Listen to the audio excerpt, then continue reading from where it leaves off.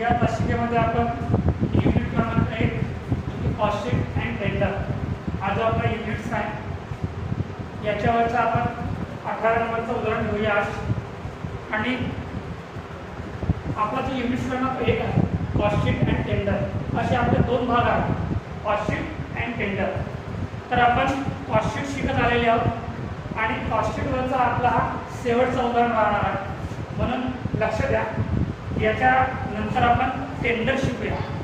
त्याच्यात टेंडर शिकत असताना आपल्याला कॉस्ट शीट आणि टेंडर दोन्ही आपल्याला भाग फक्त कॅल्क्युलेशन करावं लागतील, कॉस्ट शीट अँड टेंडर.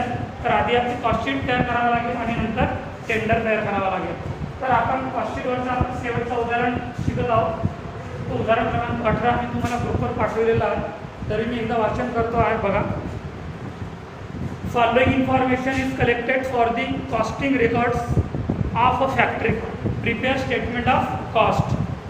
दोन कॉलम दिलेले आहेत, एक कॉलम पर्टिक्युलरचा आणि दुसरं कॉलम रुपीजचा दिलेला आहे. त्याच्यात बघा sales 4,29,000, direct wages 72,600, sales 4,29,000, direct wages 72,600, indirect wages 5,940, rent of office building 11,880, rent of factory building 19,800, depreciation of furniture 3,960, depreciation of machinery जो की फॅक्टरी ओव्हरहेड संदर्भात आहे 6,600, कॅरीज इनवर्ड मटेरियल संदर्भात आहे 3,300, कॅरीज आउटवर्ड जो सेलिंग अँड डिस्ट्रीब्युशनमध्ये जाणार आहे 1,320, advertisement expenses जो सेलिंग अँड डिस्ट्रीब्युशनमध्ये जाणारा मुद्दा आहे 7,920, सॅलरी ऑफ ऑफिस स्टॉक 39,600 जो आपला ऑफिस ऑन कॉस्टमध्ये जाणार आहे, ऑफिस ओव्हरहेडमध्ये जाणार आहे. सेल्स कमिशन सेलिंगमध्ये जाणार आहे 9,240, मोटिव्ह पॉवर 11,550 जो आपला फॅक्टरी संदर्भात आहे. डिव्हिडंड पेड 40,000, डिव्हिडंड पेड याची एंट्री कुठेच होणार नाही. डायरेक्ट एक्सपेन्सेस 5,610 जो मटेरियल संदर्भात आहे. वर्क इन प्रोग्रेस 1 जानेवारी 2007 26,730 आणि वर्क इन प्रोग्रेस 31/3/2007 14,520 हा opening stock of work in progress आणि closing stock of work in progress दिलेला आहे. नंतर स्टॉक ऑफ मटेरियल 1 जानेवारी 2007 52,800 आणि closing stock of raw material म्हणजे 31/3/2007 23,100. नंतर स्टॉक ऑफ फिनिश्ड गुड्स 1 जानेवारी 2007 म्हणजे opening stock of finished goods आहे 14,850 आणि स्टॉक ऑफ फिनिश्ड गुड्स 31/3/2007 म्हणजे closing stock of finished goods आहे तो 19,140 आणि शेवटला दिलेला आहे purchase of raw material per month 59,400. आणि आपल्याला हे जे उदाहरण दिलेलं आहे याच्यात ड्युरेशन मात्र 3 महिन्याचं दिलेलं आहे, आपल्याला 1 वर्षाचं ड्युरेशन दिलेलं नाही आहे. म्हणून जो शेवटचा मुद्दा आपण कॅल्क्युलेशन करूया, purchase of raw material per month दिलेला आहे, तर याची कॉस्टिंग आपली फक्त 3 महिन्याची निघणार आहे. कारण आपल्याला ओपनिंग तारीख दिलेली आहे 1 जानेवारी 2007 आणि क्लोजिंग तारीख दिलेली आहे 31/3/2007. म्हणजे याच्यात जो काही डिफरन्स आहे, जो काही अंतर आहे तो फक्त 3 महिन्याचा दिलेला आहे. म्हणून मटेरियल ऑफ परचेस कॅल्क्युलेशन करताना जी काही रक्कम असेल परचेसची गुणिला 3 मंथ असं त्याचं कॅल्क्युलेशन होईल.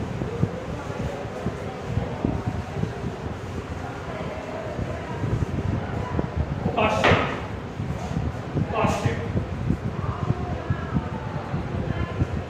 शीट ड्युरेशन किती दिलेलं आहे 3 मंथ.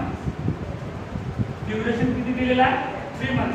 आखणी करायची ज्या पद्धतीने आपण आखणी करत आलेली आहोत, कारण याच्यात प्रोडक्शन युनिट नसल्यामुळे आपल्याला पर युनिटची कॉलम तयार करायची गरज पडणार नाही. फक्त रकमेचे 2 कॉलम तयार करायचे आणि पर्टिक्युलरचा 1 कॉलम.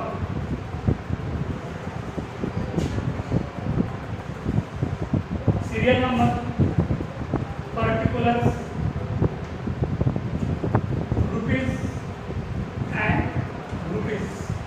पहिलं पॉईंट आपला काय येतो आहे कन्झ्युम्ड मटेरियल. पहिलं पॉईंट कुठलं येतो आपला consumed material. consumed material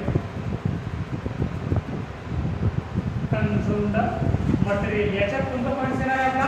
opening stock of raw material. पहिलं point opening stock of raw material. Opening stock of raw material किती दिलेलं आहे? Opening stock of raw material बघा उदाहरणार्थ स्टॉक ऑफ रॉ मटेरियल 1 जानेवारी 2007 52,800.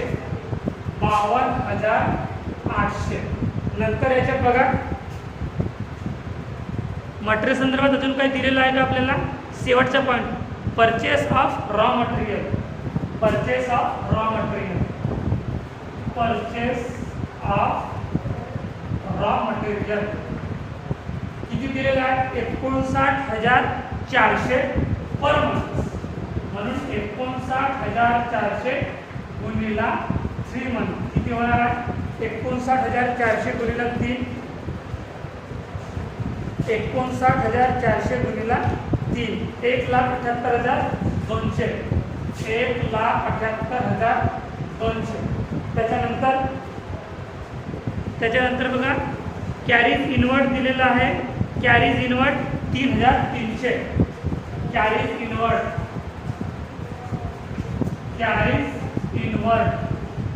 3,300.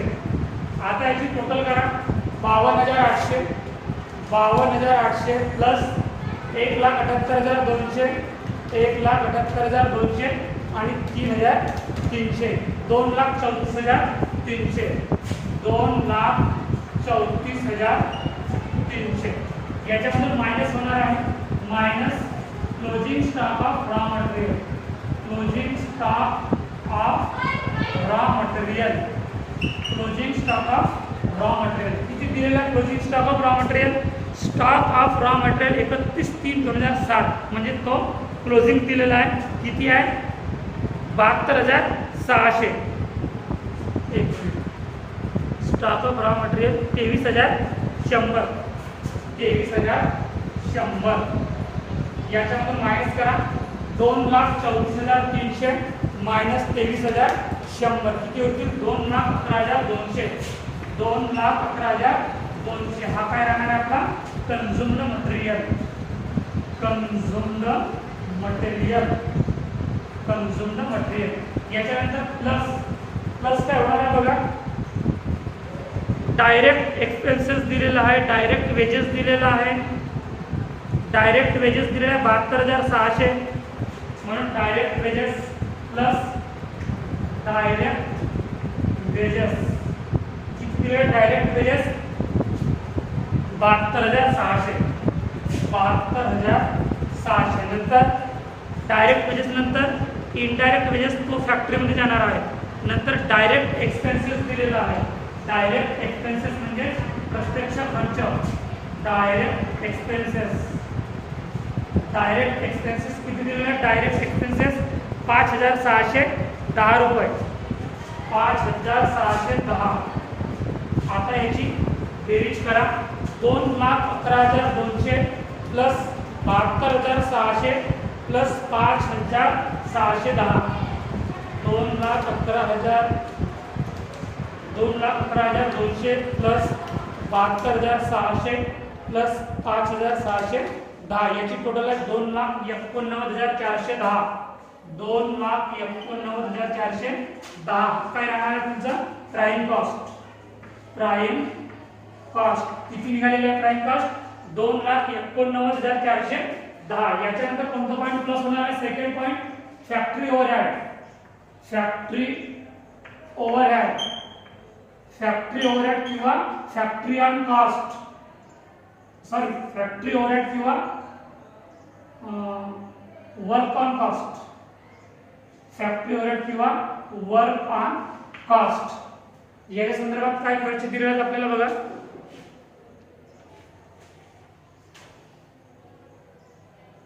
Indirect wages 5,940. इनडायरेक्ट वेजेस अप्रत्यक्ष मजुरी. Indirect wedges किती दिलेला आहे? Indirect wages 5,940. 5,940. इनडायरेक्ट वेजेस नंतर rent of factory building. Rent of factory building, rent of factory building, rent of factory building किती दिलेलं आहे? Rent of factory building, rent of factory building 19,800, 19,800. नंतर रेंट ऑफ फॅक्टरी झालेला आहे. Depreciation on machinery 6,600, depreciation on machinery, depreciation on machinery MACHINERY, depreciation on machinery किती दिलेलं आहे? Depreciation on machinery 6,600, 6,600. अजून काय खर्च दिलेले आहेत का? डिप्रिशिएशन ऑन मशिनरी झालेला आहे. कॅरीज इनवर्ड तर झालेला आहे. कॅरीज आउटवर्ड सेल्स मध्ये जाणार आहे. ॲडव्हर्टाइजमेंट सेलिंग मध्ये जाणार आहे. Salary of office staff office expenses जाणार आहे. सेल्स कमिशन सेलिंग मध्ये जाणार आहे. Motive power 11,550, motive power MOTIVPOWER, motive power किती आहे? 11,550, 11,550. अजून काय खर्च दिलेला आहेत का? डिव्हिडंड पेड कुठे जाणार नाही आहे. डायरेक्ट एक्सपेन्सेस झालेला आहे. आणि नंतर तर सगळं opening closing material work in progress आणि फिनिश्ड गुड्स दिलेला आहे. तर आता याची तुम्ही करा टोटल 5,940, 5,940 प्लस 19,800 प्लस 6,600 आणि 11,550 टोटल आहे 43,890, 43,890. आता याची बेरीज करा. 2,89,410 प्लस 43,890, 3,33,300, 3,33,300, 3,33,300. अजून या संदर्भात खर्च दिलेले आहेत. Opening work in progress and closing stock of work in progress. तर याच्यामध्ये प्लस होणार आहे opening stock of work in progress, opening stock of work in progress, opening stock of work in progress किती दिलेला आहे? Opening stock of work in progress 1 जानेवारी 2007 चा 26,730, 26,730, 26,730. आता याची बेरीज करा. 3,33,300 प्लस 26,730 किती होणार आहे? 3,60,030, 3,60,030, 3,60,030, 3,60,030 minus closing stock of work in progress, closing stock of work in progress किती दिलेला आहे? वर्क इन प्रोग्रेस 31/3/2007 14,520, 14,520 मायनस करावं लागेल. 14,520 याच्यामधून मायनस करा. 3,60,030 मधून 14,520 किती होतील? 3,45,510, 3,45,510. हा काय राहणार तुमचा फॅक्टरी कॉस्ट किंवा वर्क कॉस्ट, फॅक्टरी कॉस्ट किंवा वर्क कॉस्ट. याच्यानंतर आपला पॉईंट येणार आहे office overhead plus office overhead किंवा office on cost, office on cost. या संदर्भात बघा काय काय खर्च दिलेले आहेत. सेलिंग मध्ये जाणार आहे. डायरेक्ट वेजेस झालेला आहे. इनडायरेक्ट वेजेस झालेला आहे. Rent of office building, rent of office building 11,880, rent of office building, rent of office building 11,880, 11,880. नंतर रेंट ऑफ फॅक्टरी झालेला आहे. Depreciation of furniture 3,960, depreciation of furniture, depreciation of furniture, depreciation of furniture किती आहे? Depreciation of furniture 3960, 3960.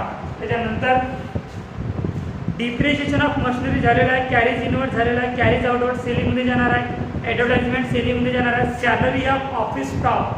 नंतरचा point आहे salary of office staff, salary of office staff किती दिलेला आहे? 39,600, 39,600. त्याच्यानंतर काही पॉईंट्स उरले आहेत का बघा.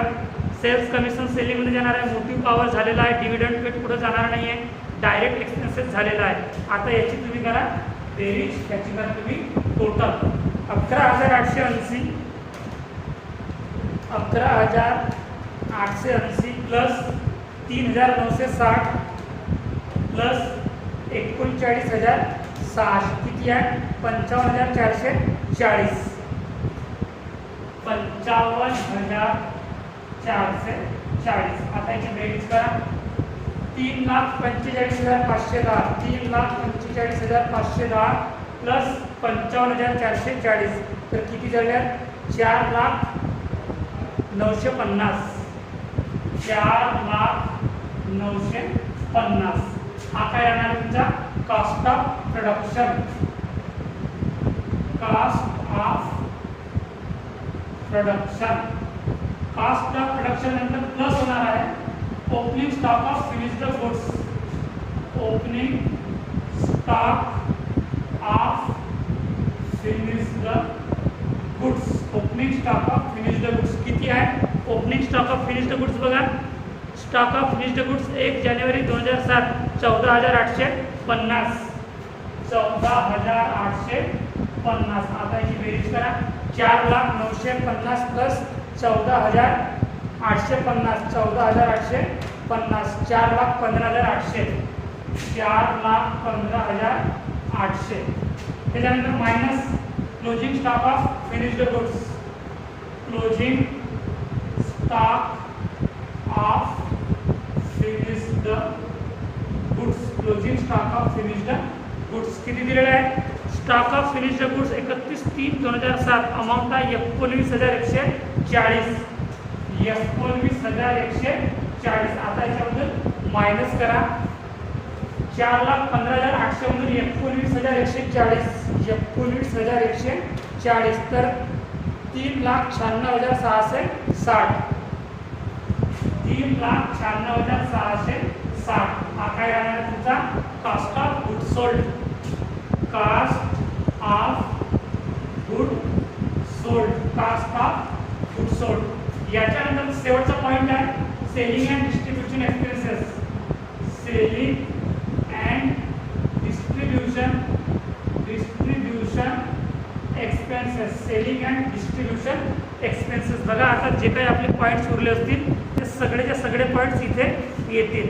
सेल्स शेवटचा पॉईंट्स आहे, डायरेक्ट वेजेस झालेला आहे, इनडायरेक्ट वेजेस झालेला आहे, rent of office, rent of factory, depreciation of furniture, depreciation of machinery, carriage inward, carriage outward येणार आहे, कॅरेज आउटवर्ड,